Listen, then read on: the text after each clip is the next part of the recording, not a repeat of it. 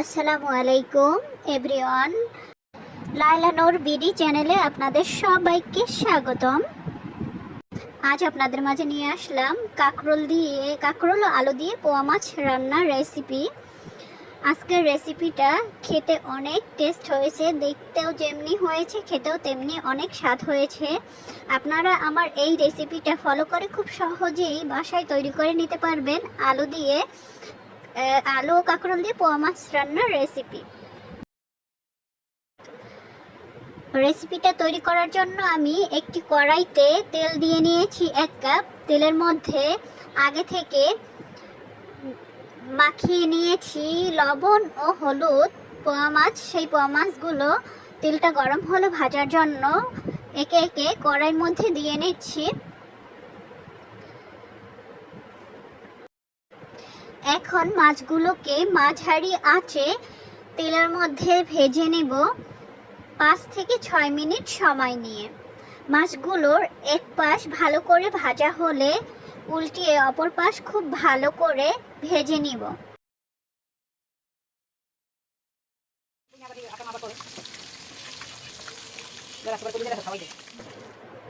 মাছগুলো ভালো করে ভাজা হয়ে গিয়েছে। এখন মাছগুলো কড়াই থেকে অন্য একটি পাত্রে তুলে নিচ্ছি। এখন একই তেলের মধ্যে দিয়ে নিচ্ছি পেঁয়াজ কুচি 2 কাপ। তেলের মধ্যে ভেজে নিচ্ছি। কাঁচামরিচ ফলে দিয়ে নিচ্ছি 10 পিস ও লবণ দিয়ে নিচ্ছি স্বাদ মতো।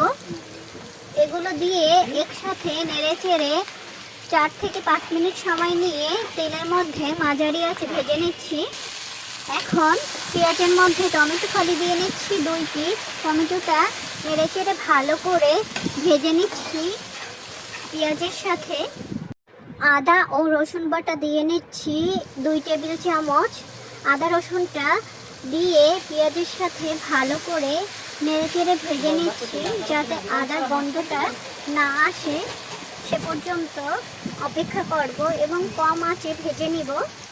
হলুদ গুঁড়ো দিয়ে নিচ্ছি 1 টেবিল চামচ। হলুদ গুঁড়োটা দিয়ে তেলের সাথে ভালো করে কম আঁচে 1 থেকে 1.5 মিনিট সময় নিয়ে হলুদটা ভেজে নিব। তারপরে মরিচের গুঁড়ো দিয়ে নিচ্ছি 1 টেবিল চামচ। মরিচের গুঁড়োটা দিয়ে নেড়েচেড়ে ভালো করে তেলের সাথে কম আঁচে ভেজে নিব 1 মিনিট সময় নিয়ে। এখন সামান্য পানি দিয়ে মশলাটাকে কষিয়ে নিব 5 মিনিট সময় নিয়ে। উপরে তেল না ভেসে ওঠার আগ পর্যন্ত মশলাটাকে আমি কষিয়ে নিব। এই সময় চুলার জাল মাঝারি আঁচে রাখবো। মশলাটা কষানো হয়ে গিয়েছে, তেলটা উপরে ভেসে উঠেছে। এবারে তেলের মধ্যে আগে থেকে কেটে ও ধুয়ে রাখা আলু ও কাঁকরোলগুলো দিয়ে নিচ্ছি।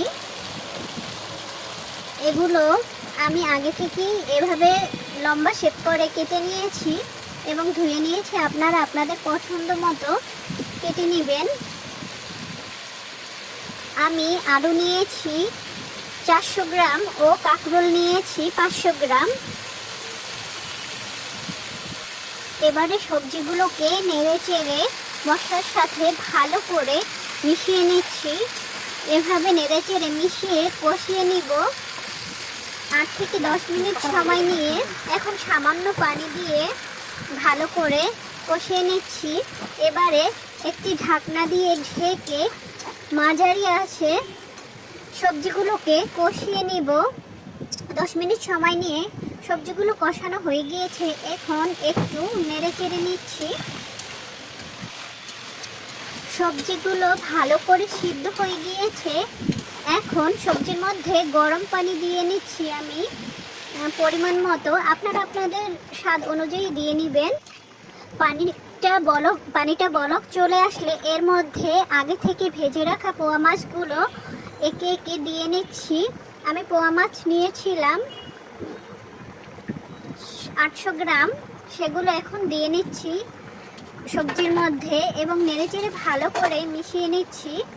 এখন ঢাকনা দিয়ে ঢেকে 7 থেকে 8 মিনিট সময় নিয়ে মাছগুলোকে রান্না করে নিব। মাছগুলো রান্না হয়ে গিয়েছে, এখন ঢাকনাটা উঠিয়ে একটু নেড়েচেড়ে নিচ্ছি। মাছ ও সবজিটা রান্না হয়ে গিয়েছে, এখন মাছগুলোর মধ্যে আগে থেকে কুচি করে রাখা ধনিয়া পাতা দিয়ে নিচ্ছি স্বাদ মতো। আপনারা আপনাদের স্বাদ মতো নিয়ে নেবেন। ধনিয়া পাতা কুচি দিয়ে মাছটাকে একটি ঢাকনা দিয়ে ঢেকে জাল করে নিব 1 থেকে 1.5 মিনিট সময় নিয়ে। তৈরি হয়ে গেল মজাদার কাঁকরোল ও আলু দিয়ে পোয়া মাছ রান্নার রেসিপি। আপনারাও এই রেসিপিটি ফলো করে খুব সহজেই বাসায় বসে তৈরি করে নিতে পারবেন এই রেসিপিটি। তাই ভিডিওটি না টেনে পুরো রেসিপিটি দেখার অনুরোধ রইল। কে কোথা থেকে দেখছেন অবশ্যই আমাকে কমেন্ট করে জানাবেন, এবং আপনারা কি রেসিপি দেখতে চান সেটি আমাকে কমেন্ট করে অবশ্যই জানাবেন। আমার তো পোয়া মাছ অনেক পছন্দ, আপনাদের কেমন লাগে অবশ্যই আমাকে জানাতে ভুলবেন না। আমাদের পাশে আমার ইউটিউব চ্যানেলটি যদি সাবস্ক্রাইব না করে থাকেন অবশ্যই ইউটিউব চ্যানেলটি সাবস্ক্রাইব করবেন। আসসালামু আলাইকুম, আল্লাহ হাফেজ।